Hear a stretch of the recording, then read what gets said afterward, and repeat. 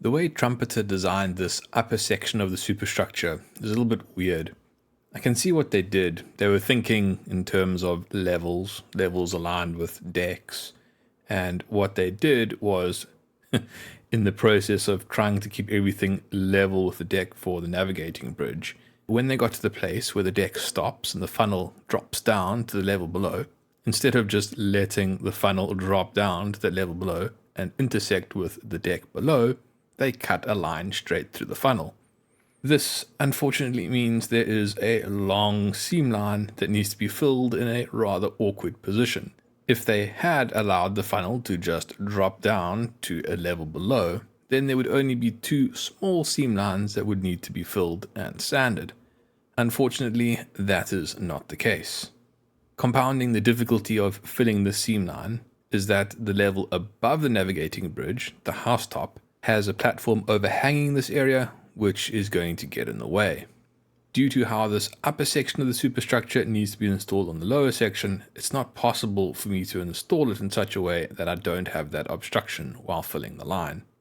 These components are already very tightly fitted together. That's because I installed that piece of plastic on the inside of the funnel to close up the gap.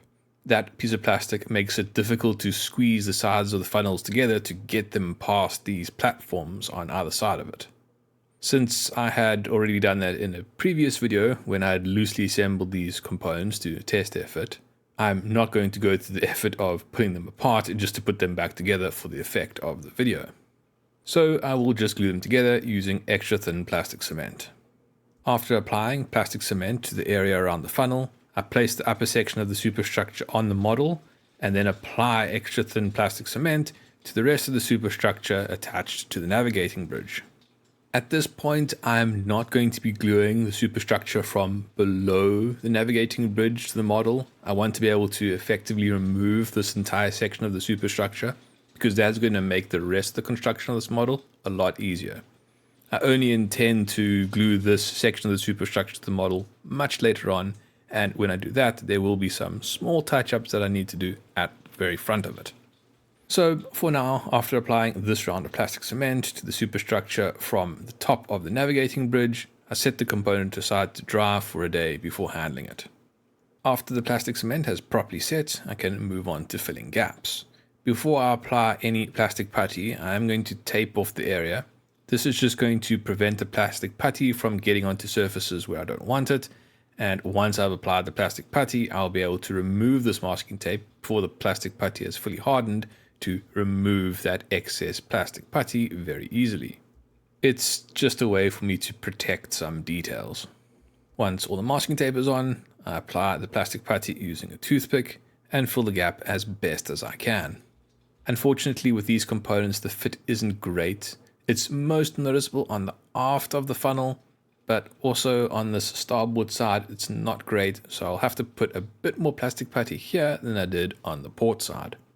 After all the putty is applied, the masking tape is removed, and the component is set aside to dry for a day. Once the plastic putty is fully dried, I can remove the excess using sandpaper. Once again, I'm going to use the rotary sanding tool, this time with 400 grit sandpaper. I'm finding the sanding tool very useful in areas like this. I'm able to be very precise, sanding exactly where I want to sand without damaging details in the area, and also be very gentle so that I can precisely remove the amount of putty that I want to remove with each attempt. That being said, this is definitely a time where I want to concentrate on what I'm doing because any lapse in concentration could result in me removing details that I otherwise wouldn't want to remove. Although the rotary sanding tool is very useful and it does eat through, especially with 400 grit sandpaper, a lot of this plastic putty very quickly, the finish is not perfect, and I think getting a good finish with the rotary sanding tool on a curved surface will be a bit problematic, so I switch over to a 400 grit sanding sponge. After cleaning up the aft of the structure, I apply tape to cover up some of the details in the area just in case I slip. I don't want to damage them. And then once that tape is in place, I continue to sand along the seam lines. As I previously said, on the starboard side of the structure, the fit between these components isn't great, so I do remove quite a lot of plastic and putty to get a reasonable finish. After which I switch over to the port side, which is a lot easier to work with, and remove what is considerably less putty to get a good result. After the rotary sanding tool, I grip a 600 grit sanding sponge and tweezers and give the area a once over. That first round of sanding has probably done quite a lot of work, but I doubt the finish will be all that good. Putty has a tendency to trap little air bubbles, and also just on a first sort of coarse sanding, I probably have a lot of defects, so I need to spray this area with Surfacer. In this case, when I'm spraying with Surfacer, the intention is not just to surface, but also to fill gaps and to build up some bulk. That means I am going to be putting it on quite thick with the intention of letting it dry and sanding it back. If this was a finished component where I wasn't trying to build up the surfacer, I would put on a lot less than this, and I'd be far more careful with how I apply the surfacer. To start with though, I go quite light because I want to reveal those defects, but when I find a defect, I hold the airbrush over that area and spray on a lot of the surfacer so it pools and then flows into those defects. Although this surfacer, this is Mr. Surfacer 1000, dries to the touch very quickly, in my experience it takes quite a long time to dry properly, at least properly enough for it to sand nicely. If you do try to sand it too soon, it'll clog up the grit in the sandpaper, making things a little bit more difficult. I find about a day to be sufficient and not cause problems with sanding. Once the surface has dried, I sand the area with the 600 grit sanding cloth. I don't think there's a need for the sanding tool, at least I hope there isn't a need, and I just want to get a nice smooth finish on this area without taking off too much. The sanding tool can take off quite a lot quite quickly. Anyway, after doing that round of sanding, I apply another light layer of surfacer, and unfortunately the surface is still rough. There is actually quite a lot of material that can be removed. So once again, I move over to the sanding tool, this time with this 600 grit sanding sponge attached. I want to be able to remove this surfacer much more quickly than manual sanding, but not as quickly as I could with the 400 grit sandpaper. After that round of sanding, I'm pretty sure that it's good, so I move straight on to the Mr. Color number 308, the light gray for the superstructure, and spray on the first layer of paint for the camouflage pattern. While I'm painting on this layer, I can see that it has gone quite well, and I am happy with the finish.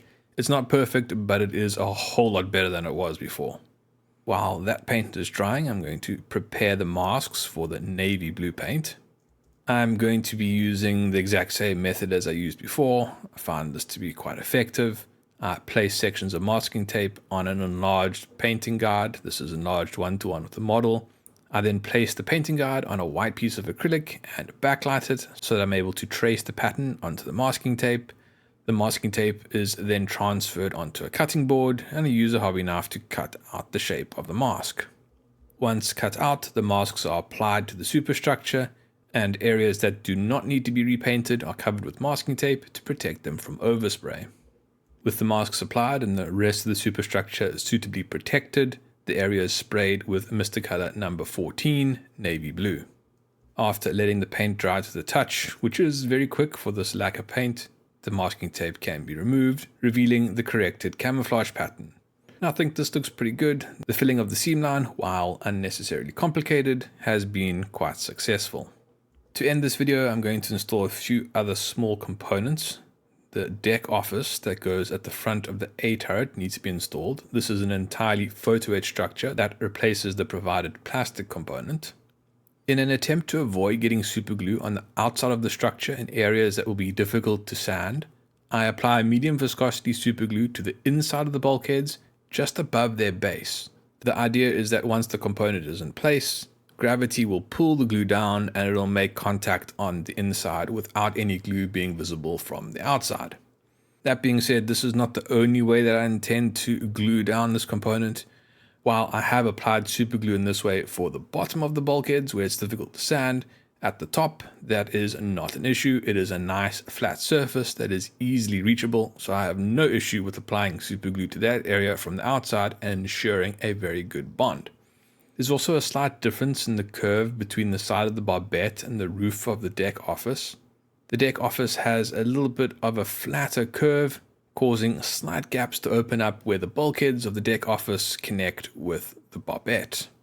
These are going to have to be filled with super glue, and I'm going to fill it from above. In this case, extra thin super glue is the way to go, and I apply it using the super glue applicator tool, and I apply quite a lot of it so it can flow down the full length of the structure. By applying the glue in this way, the gaps do get filled quite nicely on the sides of the structure, but there is a lot of excess residue on its roof. The excess glue is initially removed with some paper towel just to suck up that excess that isn't going to flow anywhere. And then once the super glue has dried, I remove it using the rotary sanding tool. Since this is a very thin layer of super glue and I don't want to do damage to the paint on the roof of the deck office or the plastic on the side of the barbette, I use the 1000 grit sanding sponge to remove the excess super glue.